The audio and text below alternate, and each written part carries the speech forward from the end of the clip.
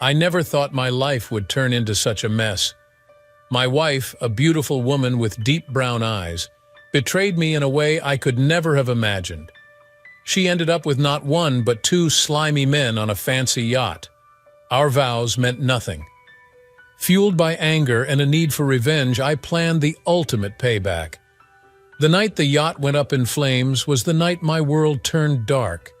The Harringtons thought they were untouchable, but I proved them wrong. This isn't just a story of cheating, it's a tale of betrayal, revenge, and what one man will do to regain his pride. I didn't go back home that weekend. I stayed at the Hampton Suites and spent my days at the office. I had nowhere else to go, and the empty building meant I didn't have to talk to anyone. In my own way, I was getting used to it. I could stay calm and think things through. Late on Sunday, my office phone rang. I was sorting through old files I'd ignored for months. Without thinking, I picked up. "You're there," Lisa said quickly after I answered. "Yes, I'm here," I sighed. I wasn't sad, just calm for once. Lisa," she stammered, "I'll be in your building's lobby in 20 minutes. Please meet me there." "Okay. Why?" I asked.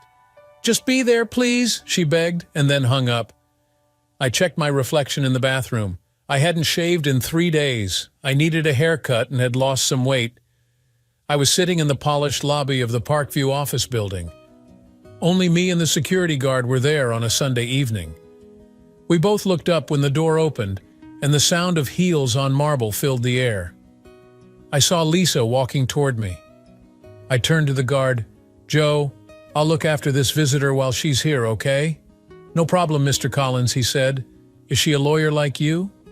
"She sort of looks like one." "Yes, she's a lawyer, but not a public defender. She's with a big firm." I met Lisa halfway across the lobby and took her to the elevator. She looked worn out and scared. She wore jeans and had her thick winter coat on. Her hands were buried in her coat pockets. We didn't talk as the old elevator slowly went up to my floor.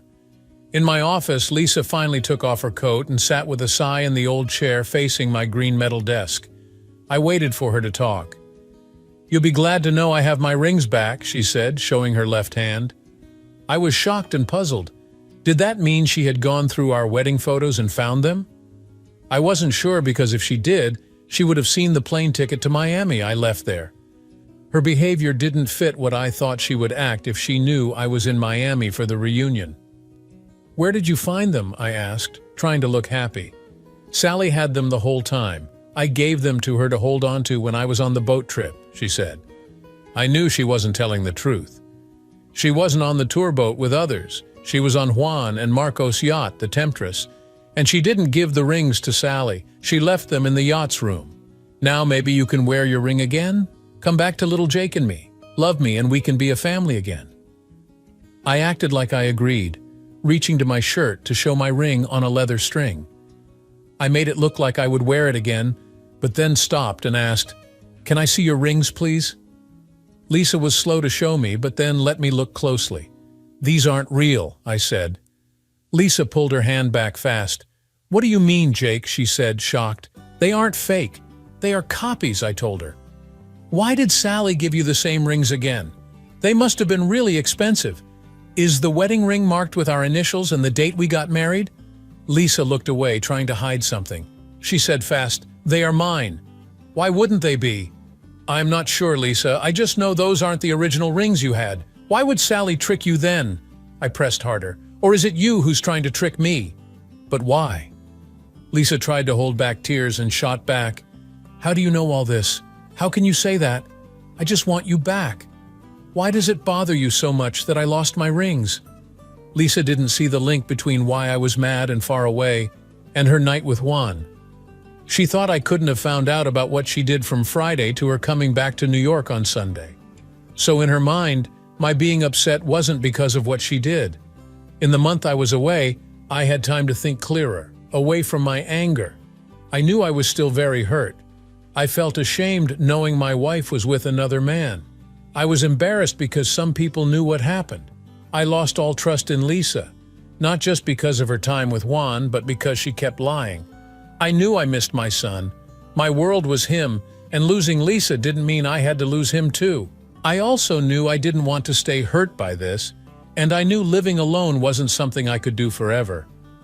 I watched Lisa for a bit, then said, "I'm going to move back home. I miss my son." I didn't say I missed Lisa, even though part of me did. But I went on, "I'll sleep in the guest room for now." This choice seemed to make Lisa a bit okay.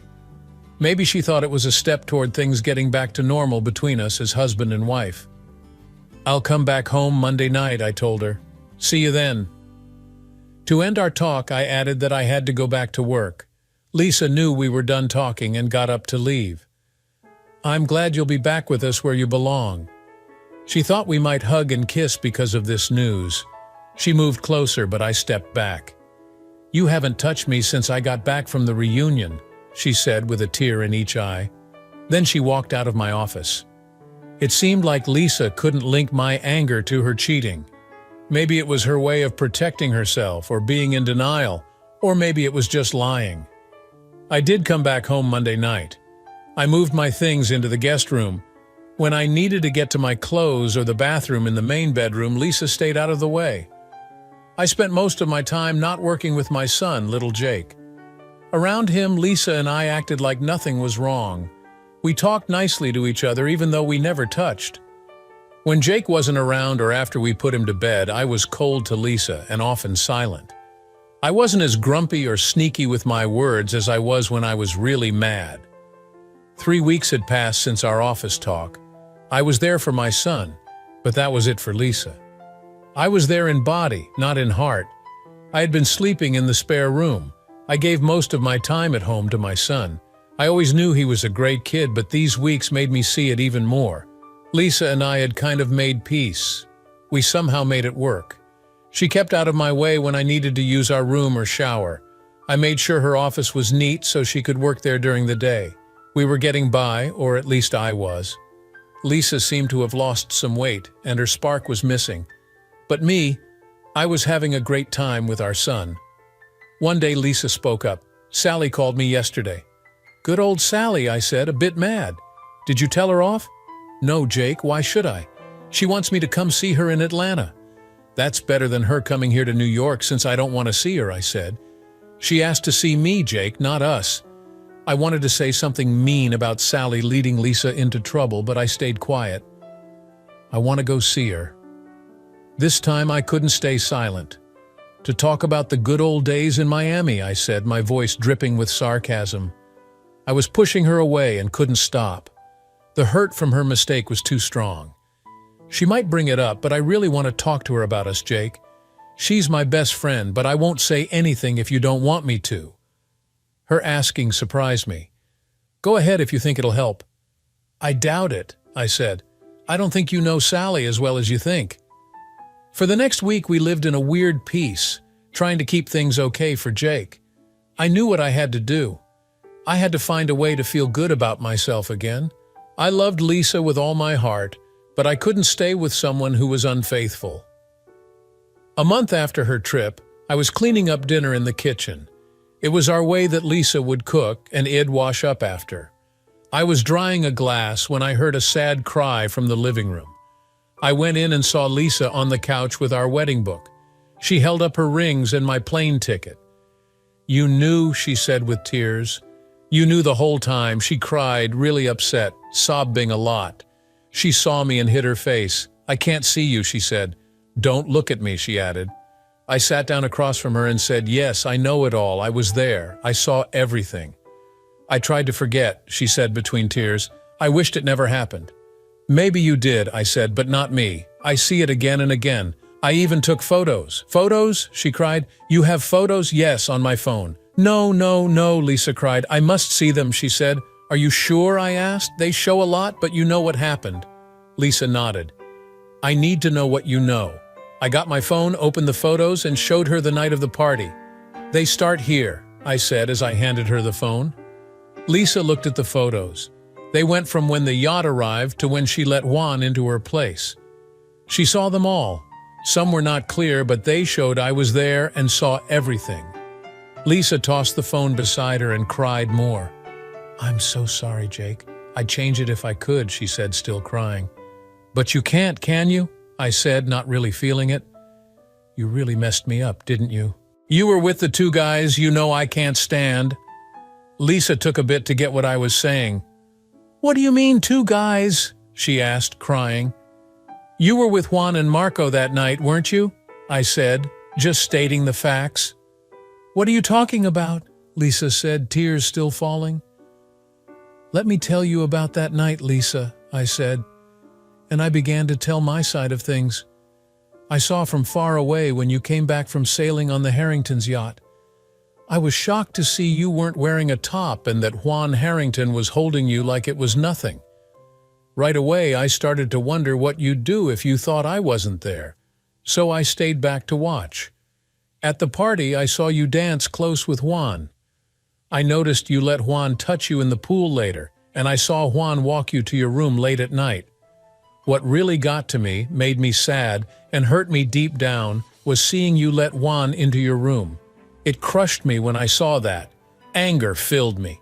I moved toward your room, mad at both of you. As I got closer, I picked up a big rock. I was ready to break in and hurt Juan. I didn't just want to hurt him a bit, I wanted to end him, and then I thought of hurting you too. The only thing that might have stopped me was the thought of Juan fighting back. But I didn't care right then. I got about 10 feet from your door and stopped. For some reason, I thought of little Jake. I thought about what would happen next. What if I had stormed into your room and saw you ready to sleep with Juan, and you told me to leave and we'd talk later? That would have made me so angry I can barely think about it. What if Juan was so set on being with you that he beat me up and kicked me out? Then I'd have to get back at you both, no question. What if Juan had just left when he saw me? Then I'd be left with a wife who would have been unfaithful if I hadn't shown up just then. What then? Cry, beg for sorry, promise it'll never happen again? Either way, I'd be stuck with a wife I can't trust ever again. I was in a no-win situation no matter what. What if I'd charged in and hurt Juan real bad like I wanted to? Jake would grow up without his dad, who'd be called a killer. If Juan had hurt me instead, Jake might have grown up with his mom and stepdad Juan. Not a chance I liked. If I had hurt both Juan and you, Jake would be with one of his grandparents. Also a bad idea. Leaving was the only thing I saw I could do then and figure things out later, whatever they be. Lisa finally looked at me asking, "What are you going to do?"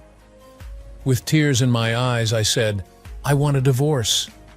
Lisa cried out, "No, no, no. This wasn't supposed to happen. You weren't ever supposed to find out." I answered, "I've got no other choice. You chose my biggest enemies over me, then lied over and over. You never even thought to tell me the truth, so maybe we could fix it together. You lied and lied. I can't trust you.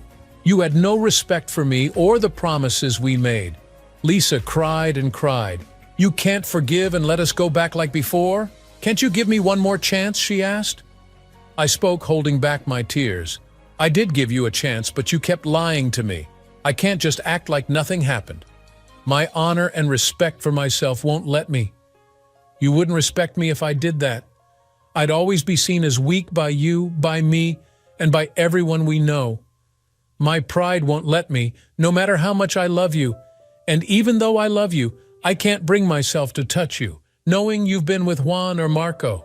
I can't make love to you. I can't kiss you, knowing where your mouth has been." But Lisa caught on to something else as I spoke. "What do you mean when you talk about Juan and Marco?" she asked, crying. "You don't even know the half of it. Didn't you know that both Juan and Marco were with you that night?" I answered. "I don't get what you mean. I was only with Juan all night long."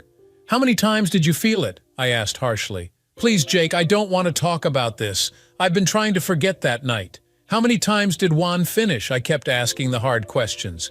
"Please, please, Jake," she begged. "I didn't even want you to know something happened.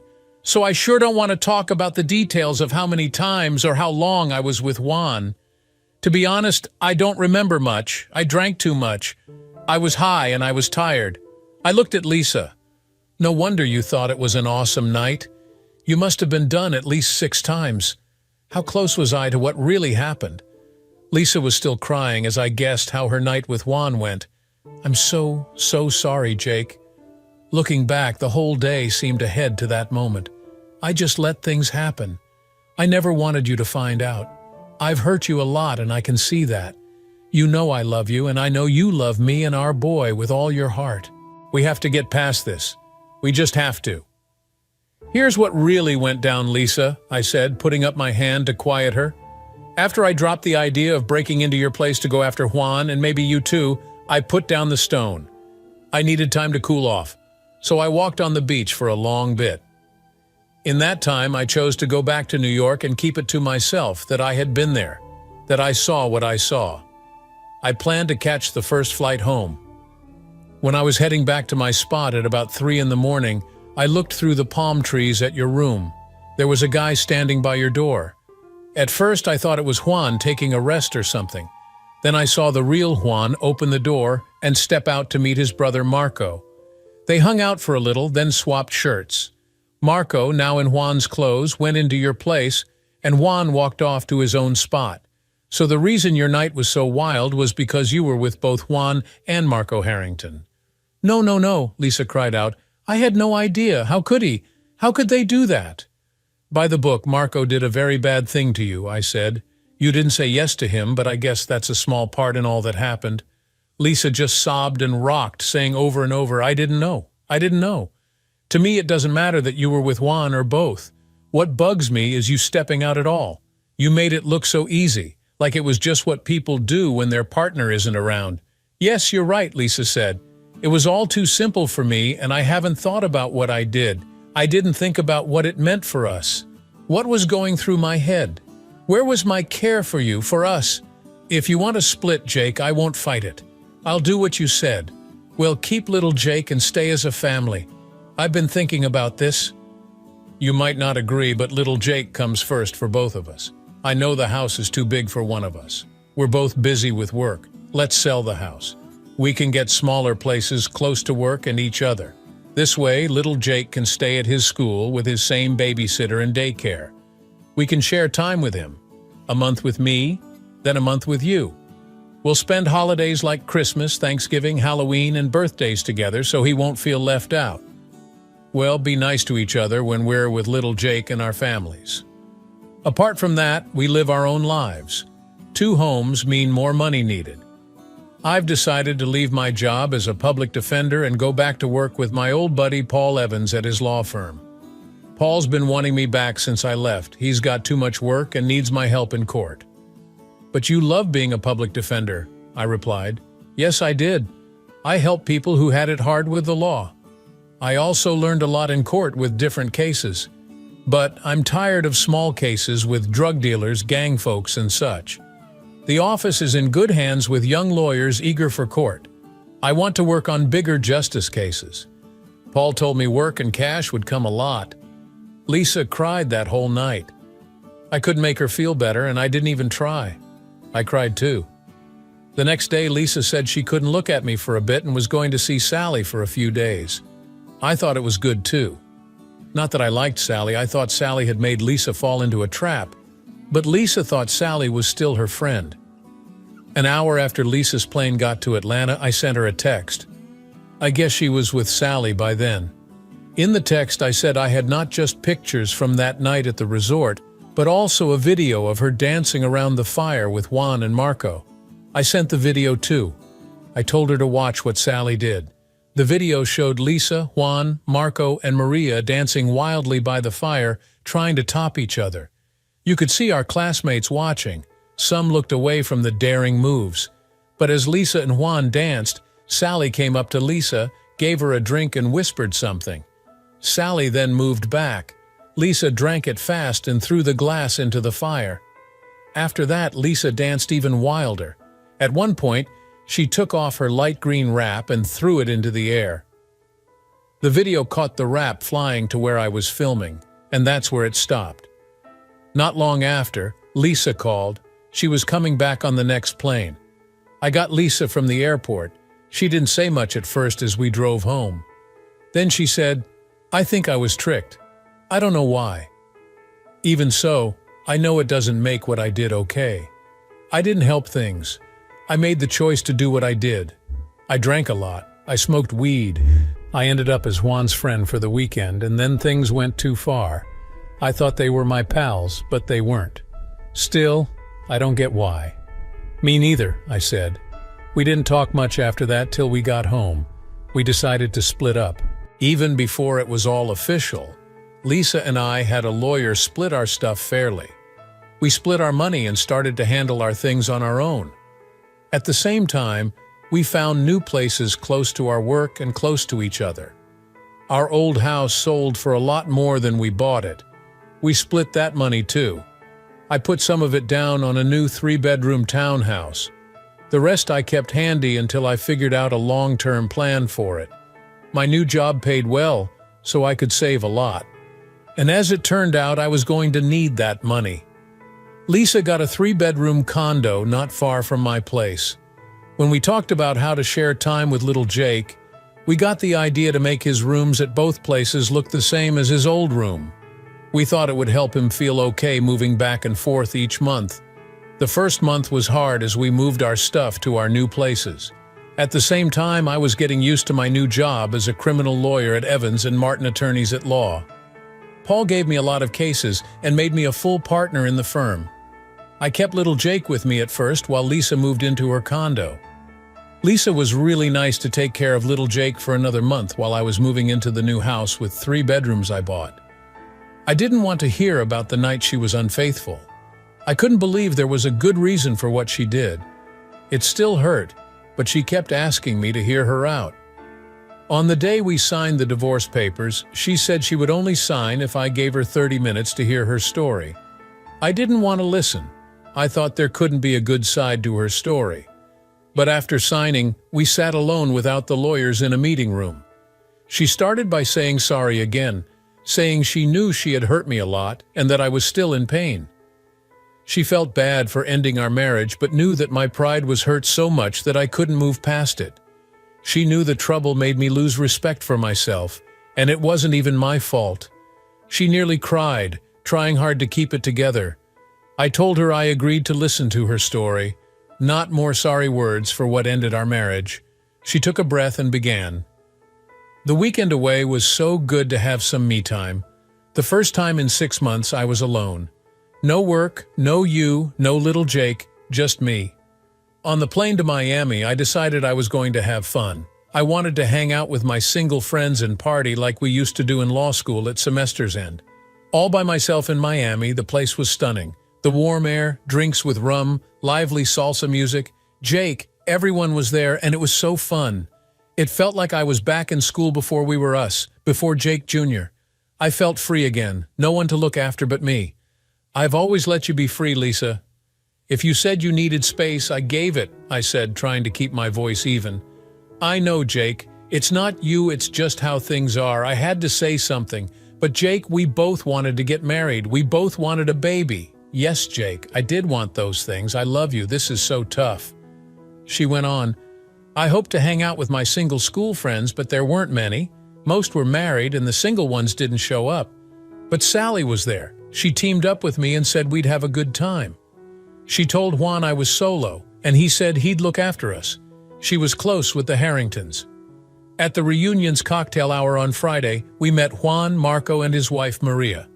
They suggested using their yacht instead of the tour boat the next day to go to an island for a BBQ. The yacht sounded cooler and less packed. I wasn't sure about Juan at first and said I might stick with other friends, but Juan said to bring some along. Sally was into the idea, so I agreed if Steve and Meredith joined. I found Meredith later, and she was in, so we planned to go on the Harringtons' yacht. The yacht seemed way better than the tour boat, and for sure it would be less crowded. Although I missed hanging out with my friends from school, being on the yacht was cool. We had a great lunch and lots to drink. I shouldn't have started drinking so much so early. Then Juan brought out some weed and we all tried some. I felt so chill and free. As you might guess, or as you saw, I just went with the flow, not seeing that I was being tricked by folks who acted like they were my friends. I drank more and smoked more weed, which made me care less about what I did. I found myself dancing wildly with Juan near a fire. I let it happen. The next morning, I woke up alone with the worst headache. The room smelled terrible. I felt sore. I started to realize what I had done to you, to us. I cried a lot. I got sick, throwing up with nothing to throw up. Around 10 in the morning, I called for new sheets. I tossed the old ones into the hallway. Then I took a long shower, trying to feel clean. But no matter how much I washed, I felt dirty. When the new sheets came, I changed the bed and curled up with a pillow. I couldn't sleep, filled with shame and guilt. I just kept crying. Around 1 in the afternoon, Meredith came to find me because she noticed I was missing from the fun. At first, I didn't want to open the door, but she knew something was up, and I let her in. She hugged me and I cried on her. I told her everything. How will I ever face Jake? This will break him, I cried. Meredith took charge. This never happened, Lisa, she said. I want you to start forgetting it right now. This was nothing. I can't trick Jake, I said. Meredith spoke up. Trust me, Lisa. Forget that it ever happened. It's like it was never real. You have no need to feel bad or guilty. Jake won't find out. Meredith laid out her plan, making it clear we had nothing to hide or lie about. She got us coffee and food. I started to feel a bit better. She told me I had to act normal for the rest of the weekend. That meant going to the big dinner and dance that night, the last big thing of our reunion. I told her I couldn't face my old friends, and I didn't want to bump into Juan. Listen, Lisa, last night is like it never was. You're going to be your happy social self. Only you and Juan know, and Juan wouldn't want Jake to hear what happened. Later, Meredith took me to the reunion hangout spot at the hotel to chat with some classmates. People asked where we'd been that morning. Meredith said we were out shopping. After a bit, everyone started heading to their rooms to get ready for the dinner. I did what Meredith said. I locked the bad stuff away and just hung out with friends. A couple of them talked about the dance Juan and I shared the night before, but no one thought it was more than just a dance. Meredith came for me and I joined her and Steve for drinks before the dinner. Meredith was like a guardian, sticking close. I found myself having fun, mostly because I put the night before out of my mind. It was like it never happened. I sat with Meredith and Steve at dinner. I saw Juan and Marco at a different table with Maria, Bill, and Sally. Juan looked over a lot, but I made sure not to look back. I was scared he'd come over or ask me to dance. Later, I told Meredith that I'd freak out if he spoke to me or touched me. Meredith said not to worry. She had told Juan to keep away from me or face problems. I spent the night trying to have fun with my classmates. I drank just 1 glass of wine and danced once with Steve. Meredith and Steve made sure I got to my room safe that night. I went with them in the hotel van to the airport the next morning and caught my flight home. I pushed the whole thing so far out of my mind I didn't feel the guilt I thought I should. I wanted everything from now on to seem as normal as could be, not even making you doubt me with too much guilt. I figured I didn't feel guilty. Lisa stopped talking. That's what went down. I'll never stop blaming myself for what I did. I don't think you can either. I don't expect you to. Just know I'm really sorry for causing you so much pain, and know I'll always love you. Then Lisa just got up and walked out. I waited till the divorce was final. When it was done, it felt like just another day. I found out I was single again. I kept working hard at my job. Paul was right about how my past as a public defender helped at our law firm. Knowing the court and the district attorney's office inside and out was a big plus. We moved from making deals to taking things to trial, and we began to win. Slowly, our law firm's name got better as we took on bigger cases and more well-known clients. My go-to spot after work was this chill bar that Paul and I often hit up to loosen up or bring clients for a laid-back meet, instead of the stiff vibe of our office. This time it was only 2 p.m. and the bar was almost empty. I picked a quiet booth all for myself and asked for a strong spiced rum. My mind started wandering. I wouldn't have thought much if it wasn't for an email I got last night from Sally. Hey Jake, heard you're single now. Sorry to hear that, but it means you're free to meet new folks. I'm one of those new folks. We went out once, just one time, before you got together with my roommate Lisa. I was a looker back then, really. I was quite something. You were all I could think about. It hurt a lot to see you with Lisa. I always felt she wasn't right for you. You didn't see her flaws. She had a mean streak. I knew marrying her was a mistake, and I wanted to show you. At the reunion, I made it clear. Though Lisa hadn't been close to Juan since breaking up during law school, I knew she didn't hate him as you did. It wasn't hard to get Juan, Marco, Lisa, and me to hang out for the weekend. With a bit of a push, I knew she'd mess up. Juan was his usual sweet-talking self. He always had a thing for her and wasn't happy you were with Lisa anyway. Sorry how things ended, but I wanted you to know I'm here. Why not visit me? I'll try my best to make you forget her. I might not be as pretty as Lisa, but I could love you way more. Oh, Sally, I thought. She must have been tipsy writing that letter. She wouldn't have owned up to tricking Lisa if she'd been clear-headed. I sent the email to Lisa, no words added. The note made it clear, no ifs about it.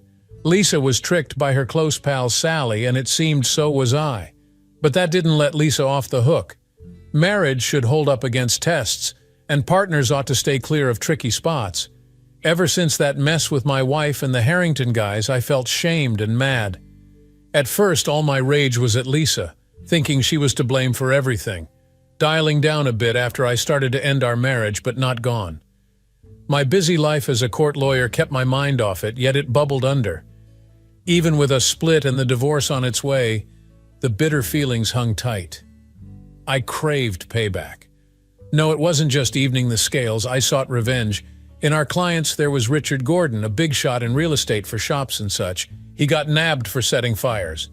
He said he did it to clear buildings off the dock for new fancy flats. The fire hit some insured storages. Insurance was okay, not huge. The truth is, the cops had little to pin him down. No fire stuff left, no gas, no timers, nothing. But people knew Gordon wanted that spot clear. Plus, there was the insurance angle, albeit moderate. Mr. Gordon was miles away when the fire happened at a meet in Baltimore with known business folks. My gut told me he did it, yet I was sure with the thin proof they had I could clear his name, maybe even get the case thrown out. I needed to dig deeper. I rang up my buddy at the Drake Detective Agency, the go-to sleuths our company always called on for the dirt on tricky cases. I filled him in. I was sure Gordon got some top-notch fire starter to torch the warehouse. Gordon had his fingers in a bunch of Pye's real estate, shops, a building crew, a few office spaces, and bits of other money-making gigs. The Drake detectives dug into all these. They had a look at every single worker under Gordon's wing, around 70 folks, but nothing fishy popped up there. But this is why Paul and I trust these guys. They're super careful. They even sifted through job apps from folks Gordon didn't hire, and bingo, they hit on something. A guy named Henry Williams caught their eye, a retired fireman who wanted a part-time gig as a night guard.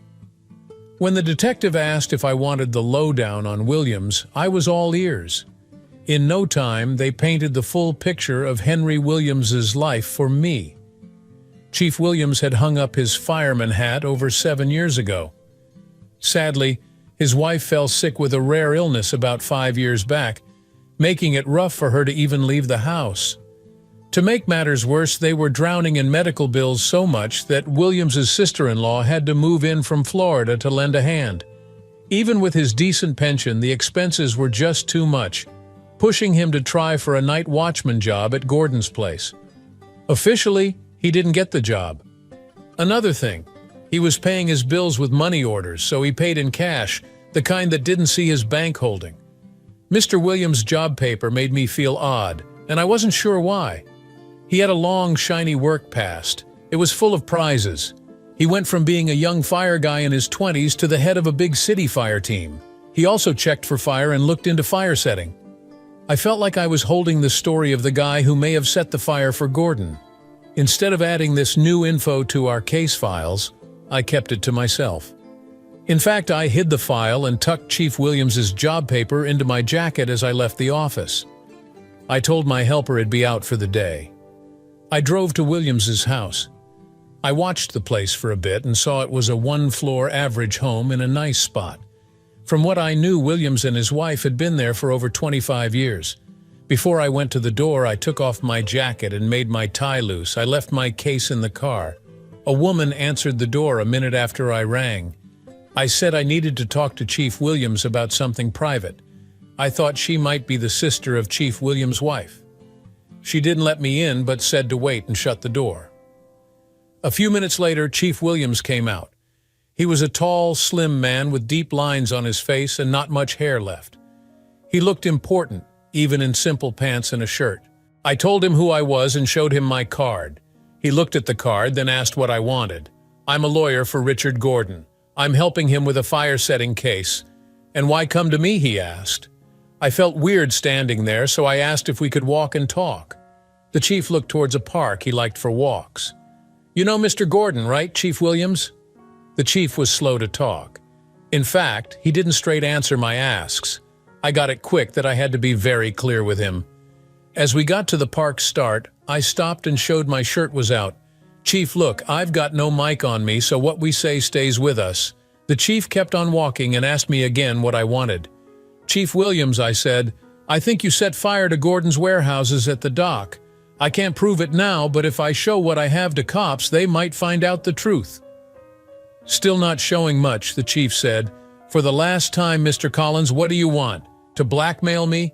Try it. I got to the point. I want you to set a boat on fire and sink it for me. Chief Williams was shocked. Why would I do that for you, Mr. Collins? You think you can make me do it by threat? Nope, I said back. I want to pay you. I'll give you $50,000 to do it. It's a big boat in a little marina outside Miami. And why do you want the boat gone, Mr. Collins? I'll tell you why, Chief. I want you to know I'm serious. After you can do one of three things: say no and tell the cops, forget we talked, or say yes. Here's what I'll do, Mr. Collins, he said. I've got a trip to Miami to check my sister-in-law's house. Tell me more about the boat you're eyeing and I'll look into it. I'll be back in a week. Meet me here in the park. I walk this way every day at 2. Don't call, text, or send any kind of electronic message, and don't write anything down. I'll be back next Wednesday. I told the chief I shared info about the Temptress, a boat owned by Juan, Marco, and their family. I told him where he could find it. He didn't jot anything down. Once he had the details, he walked off. I waited a bit, then headed to my car and drove home. Getting through the next week was tough. My mind kept wandering, but somehow my partner and I managed to come up with a solid defense for our client, Mr. Gordon. It seemed like the cops had no proof the warehouse fire was on purpose, even though Mr. Gordon ended up better off because of it. On Wednesday, I was back at the park, sitting at a table near Chief Williams's house. Right at 2 p.m., he showed up and sat on a bench not too far from me. I can do what you're asking, Chief Williams said, like it was no big deal. I need more details, though. I want the boat burned and sunk on June 17th, right in front of the resort, a bit down from the marina, I explained. You know we have to do this in the dead of night, right? He mentioned. Yes, that's the plan. He then said, you get that this won't look like an accident. It'll be obvious it was on purpose. That's what I'm aiming for, I replied. If it's clear it was on purpose, insurance might not pay out. Without wasting more words, the chief made his terms clear. I want half of the $50,000 up front plus $10,000 for expenses in cash. Use 20s and 50s. See you next week, Chief. Same time, I confirmed. As the boss was about to go, he said, next time, meet me on the far side of the park near where folks eat outside. He then walked off towards his house. I had been busy for quite a bit, gathering a big pile of cash. I couldn't just take $35,000 from my savings without making people suspicious if they ever looked into it. So I took out a little at a time and made it seem like I was betting it. I went to horse races a lot and put down bets of 100 to 200 often. I was surprised that sometimes I won, but mostly I lost. I kept all my tickets, even the losers. I also picked up losers off the ground that others threw away. After months, I had tickets adding up to more than $50,000. This was my cover, showing I lost a lot of cash on bets. Come next Wednesday, I was at the park again. Not much was said between the boss and me. I just gave him a shopping bag I brought and walked away. We did set up to meet one last time in the park, the Wednesday after the plan was done, to give him the rest of his money. As the time for another school meetup was near, I got the invite in my email. I used to have a good time at these. This go-round I wanted to, but I didn't want to face folks there. Too many knew the mess Lisa made, and all knew we split because of it. At a school thing for Jake that Lisa and I both went to, I told her I wasn't going. She wasn't shocked and said she wasn't planning on showing up either. When we both said we weren't coming, Steve reached out to push us to think again. I made it clear to him that neither of us wished to go. He and Meredith were let down. On the night people came back together, I had a date planned. I really needed one and also wanted to make sure folks knew where I was that night. I'd gone on dates before, mostly when it was Lisa's turn to watch little Jake. This time, I asked her to keep an eye on him for the night. After getting ready, I took little Jake to Lisa's place.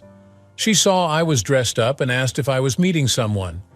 I said I went out now and then but wasn't tied down to anyone. She looked a bit upset knowing I was out with another lady, likely to have a fun night. But still, she fixed my tie and said I looked sharp. I asked if she was seeing anyone. She wasn't ready to date yet, she said. That made me feel a mix of happy and bad, glad she wasn't with someone else, but guilty because I was going out.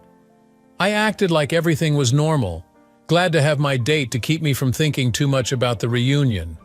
We really had a great time, drinks, dinner, dance, and then to her house for the night.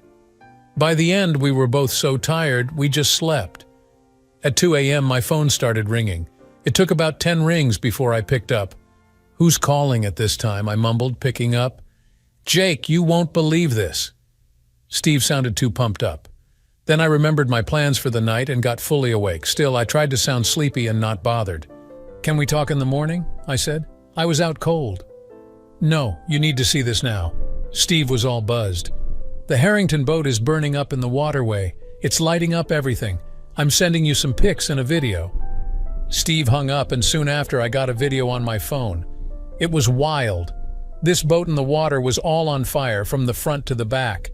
Flames everywhere. Steve was by the beach at some resort and a bunch of people were with him. They all were watching the fire, making sounds of surprise. Some wore just shorts, some had on robes. The noise and the fire had woken them up, and they came out to see. The video was a minute long. My date woke up and watched it with me. She couldn't look away. After seeing it a few times, she pulled me back to bed and, well, let's just say she caught my full attention again. I slept really well after that. My date might think it was all thanks to her, but knowing that Juan and Marco's fancy boat was now toast helped me sleep like a baby. The next morning, she made breakfast. We said goodbye, hoping to meet up again soon. I was back home by 11 a.m. just then. My phone rang. It was Lisa, as expected. "Jake, did you catch the news?" she asked. I said Steve had already called me with a video. "Meredith called me last night," Lisa said. "She sent me photos. I thought about calling you, but I guessed you might not be alone, so I didn't." "Who would do such a thing?" she wondered. "I don't know," I answered, "but the Harrington brothers aren't exactly liked. Not by me, anyway." Turns out this was big news. By Sunday, it was on TV channels everywhere. About an hour after it began, cops on the water showed up in a fast boat. They could only watch, but they did take many close-up videos of the fire. About an hour later, the first fireboat got there. As the fireboat shooting huge jets of water moved closer to the burning boat, two big blasts underwater happened just seconds apart. The first blast pushed the front of the boat up about 4 feet, and the second one did the same for the back end. The fireboat had to back off to stay safe. The yacht dropped back down, but it was clear it was going down fast. In 5 minutes, water reached the top edge, then the deck went under. Finally, the whole boat sank out of sight. In an email from Steve, he said the Harrington twins were on the beach with everyone else watching the fire. Steve told Juan and Marco it looked like their boat on fire. They got scared right away and ran to the marina only to see their boat was gone. They were super scared to see their very costly yacht sinking in the water. They found a small boat at the marina and drove out to their boat.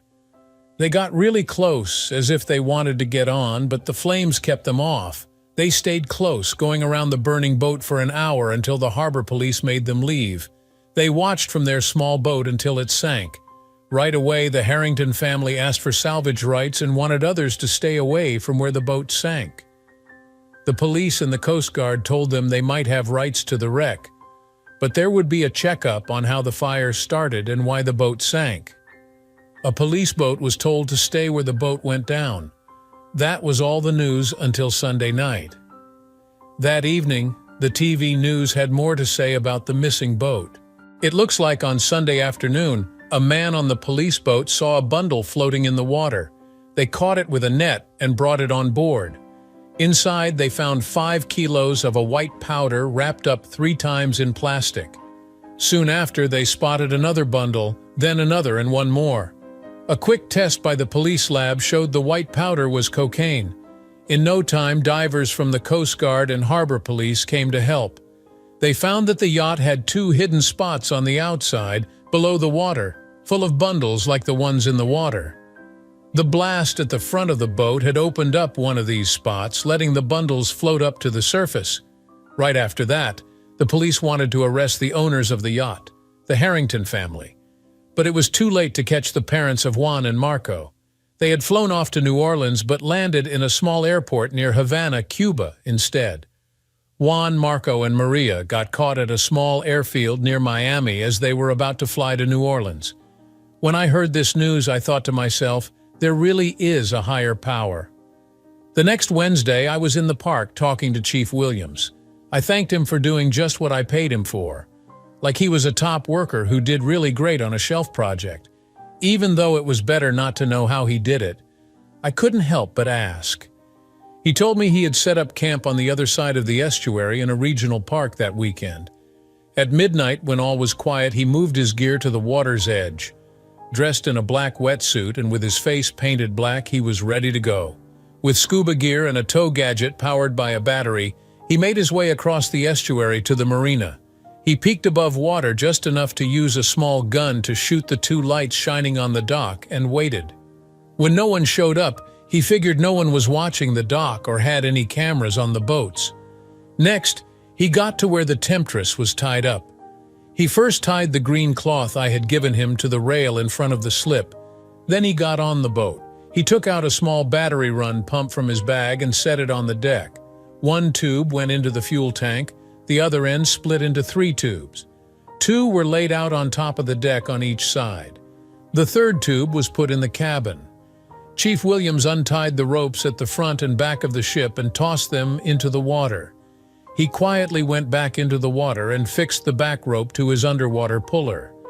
The tug wasn't made to drag something as heavy as the Temptress, but it slowly started moving out of its spot. When it was out, he moved to the front and hooked that rope to the tug. Slowly and without making a sound, the yacht moved past the dock, hidden by the other boats in their spots. At last, the big boat moved unseen through the marina's exit and into the open estuary.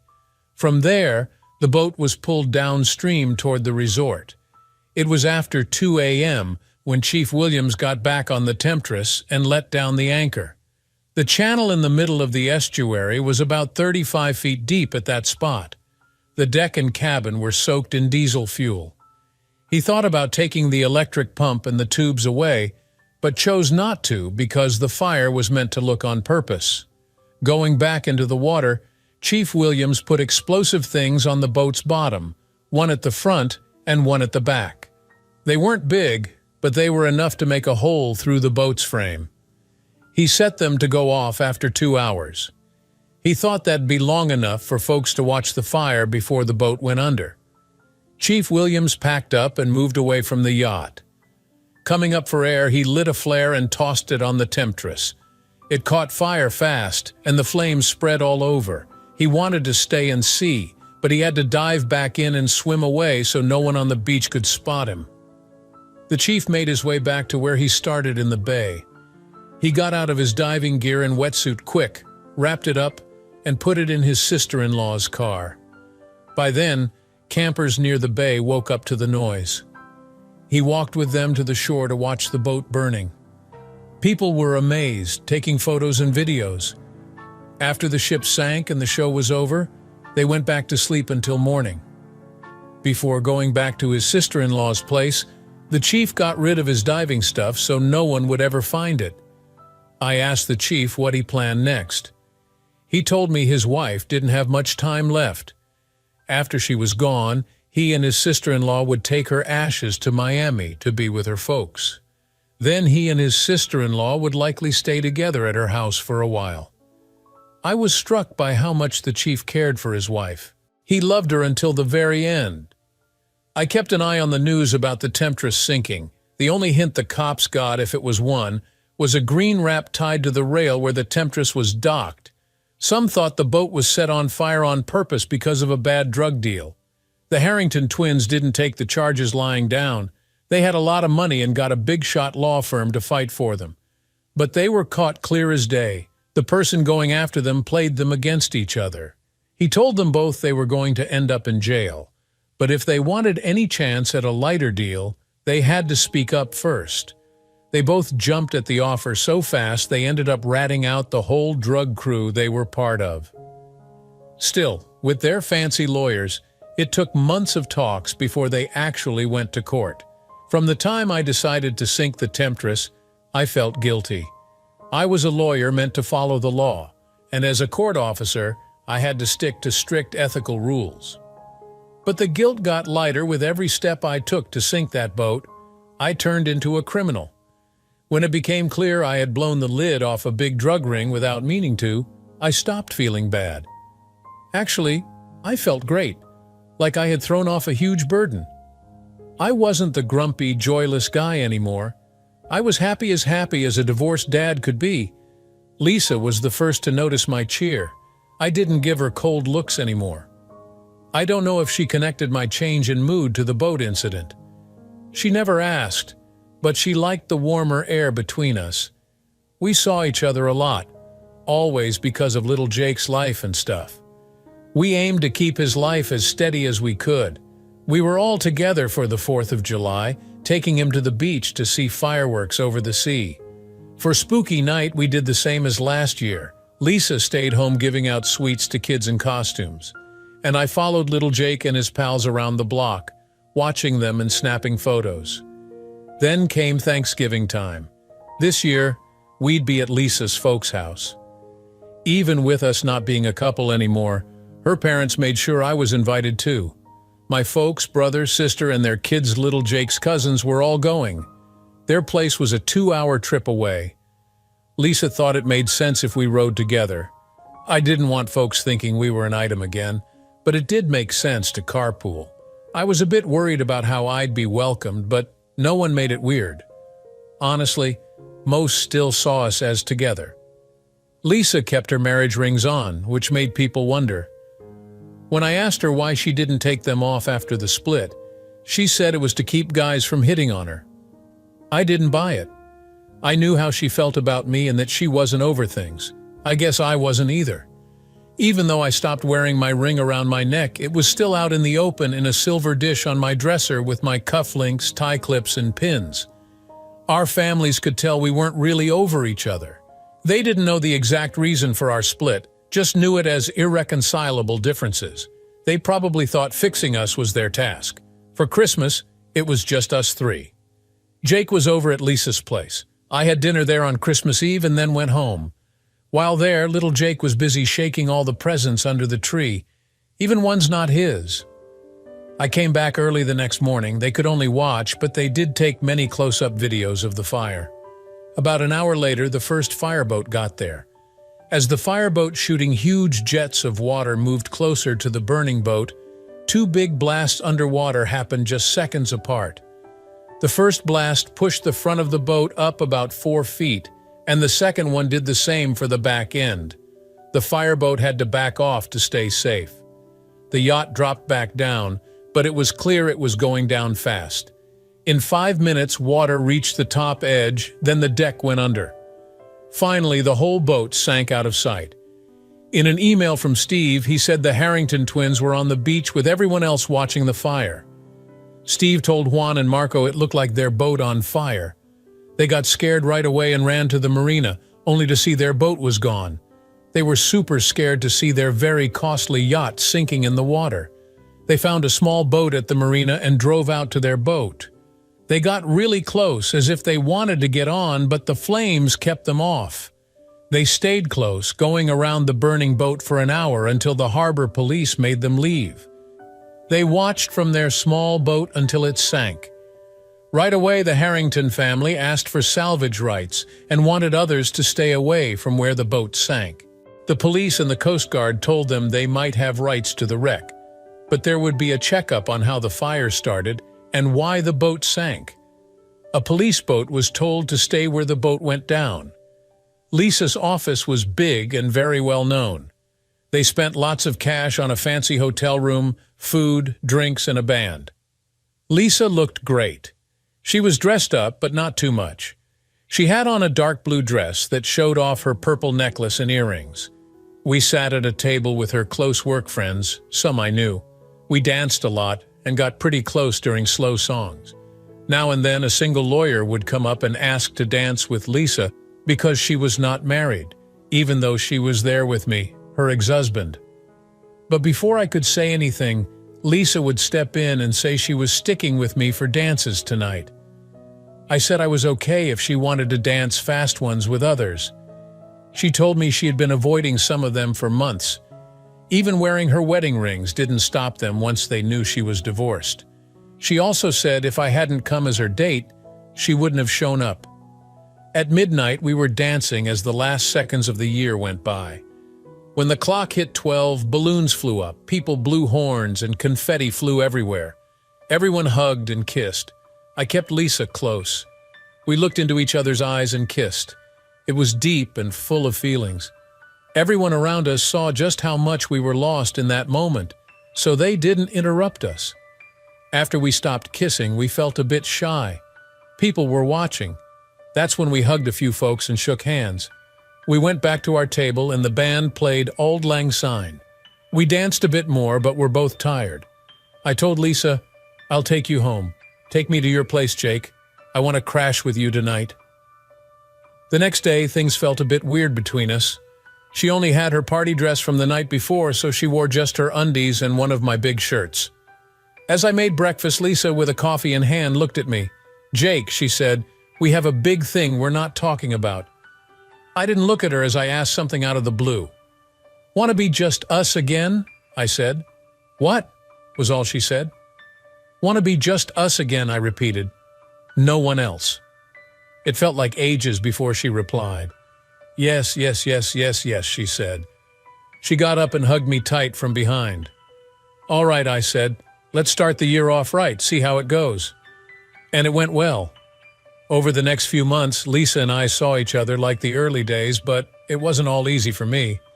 I couldn't shake off that she had been with Juan and Marco pretending to be Juan.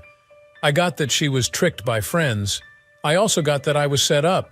But Lisa had been too free for a married lady at that reunion. I saw, though, how sorry Lisa felt. I was sure nothing like before would happen again if we stayed together. In May, I asked Lisa to marry me again. It wasn't a small thing.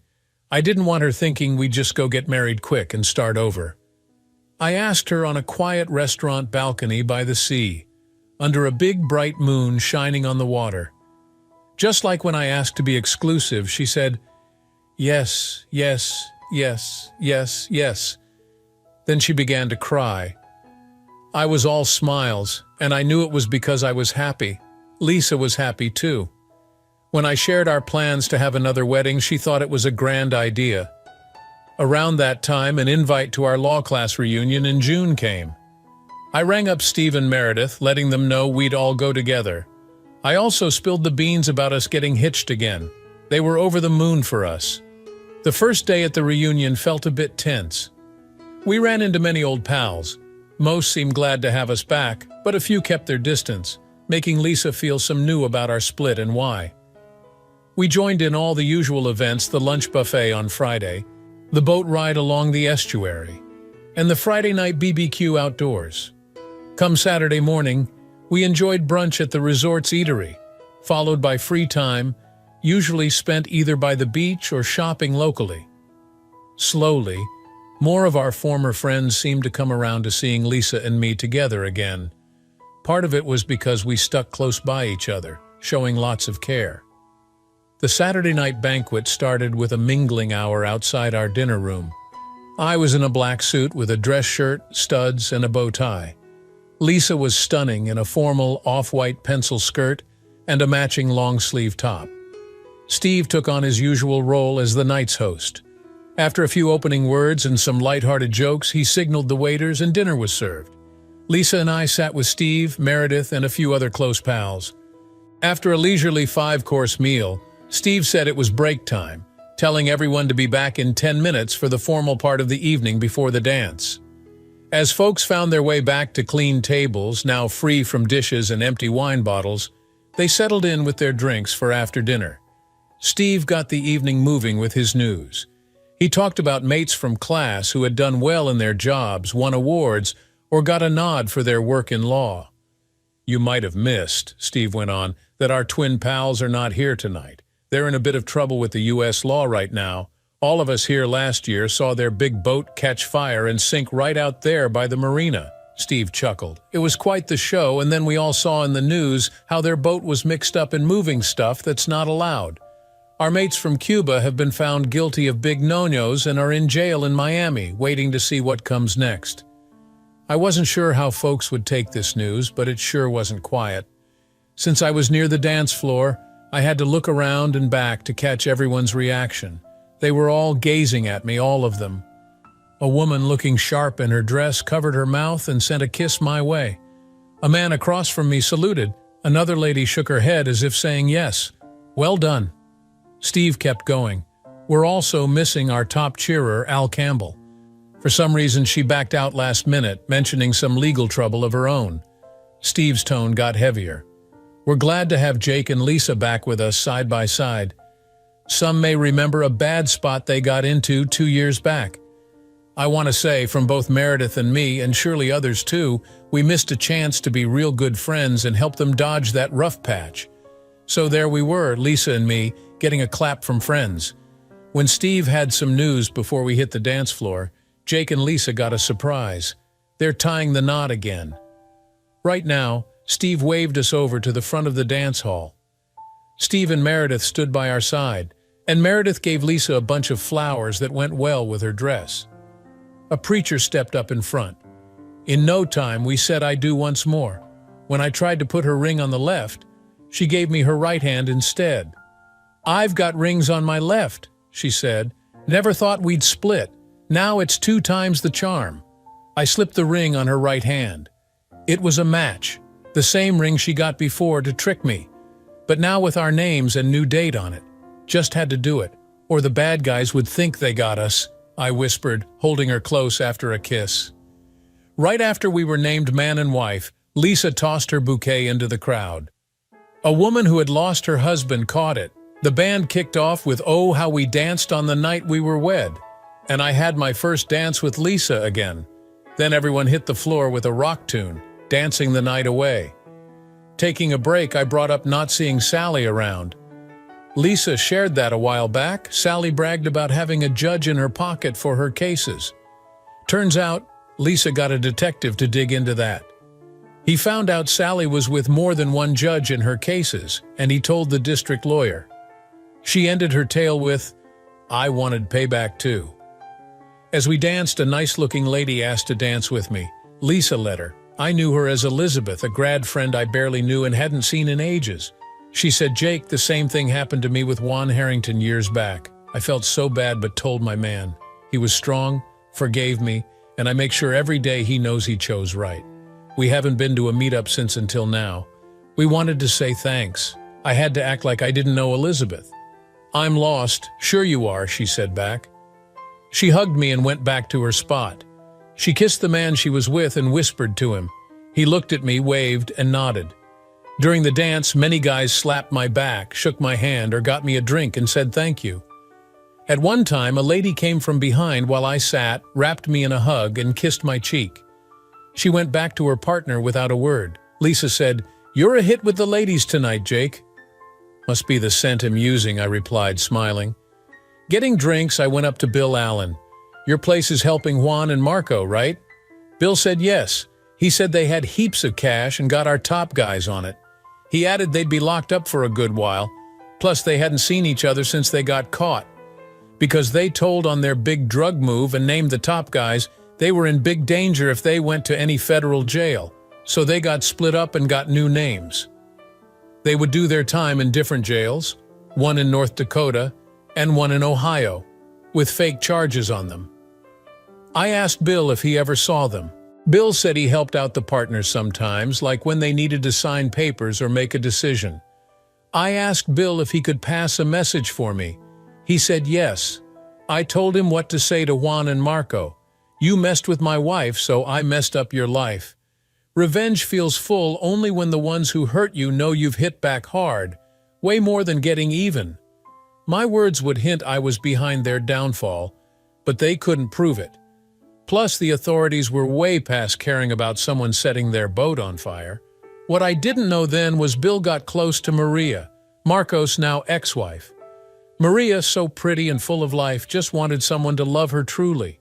She dreamed of a simple life, a loving man, and lots of kids.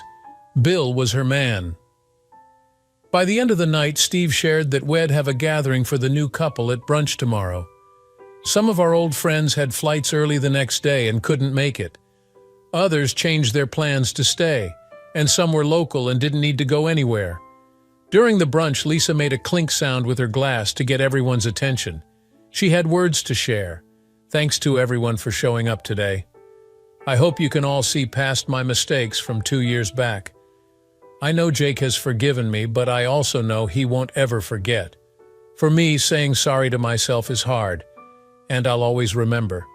But I want you all to hear this. I am truly happy now, and I'll do everything to make sure Jake is truly happy forever. I took her word. Thanks for watching. Do you think Jake and Lisa can truly move on from the past, or will their history always haunt them? Share your thoughts in the comments below. Don't forget to like, subscribe, and hit the notification bell for more gripping tales. See you in the next video.